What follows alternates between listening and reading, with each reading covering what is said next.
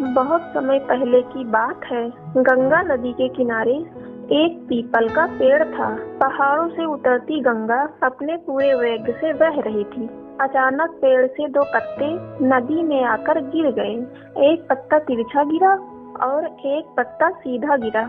जो पत्ता तिरछा गिरा था वो जिद पर अड़ गया कि और कहने लगा कि आज चाहे जो हो जाए, मैं इस नदी को रोककर ही रहूंगा, चाहे मेरे प्राण ही क्यों न चले जाए, मैं इसे आगे नहीं बढ़ने दूंगा।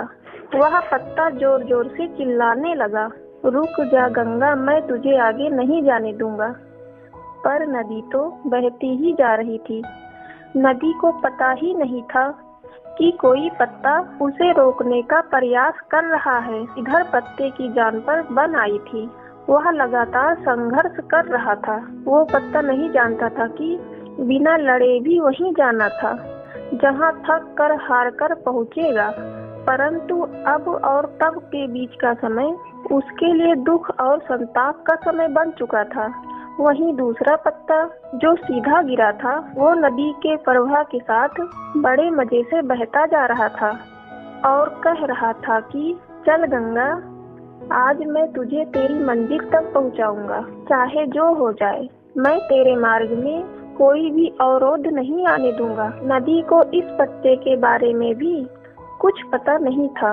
वह तो अपने धुन में सागर की ओर बहती जा रही थी, लेकिन यह पत्ता खुश और आनंदित था, क्योंकि उसे तो लग रहा था मैं ही नदी को अपने साथ बहाए ले जा रहा हूँ। तिरछे पत्ते की तरह सीधे पत्ते को भी यह नहीं पता था कि चाहे वो नदी का साथ दे या न दे, नदी तो वहीं पहुँचेगी जहाँ उसे जाना है।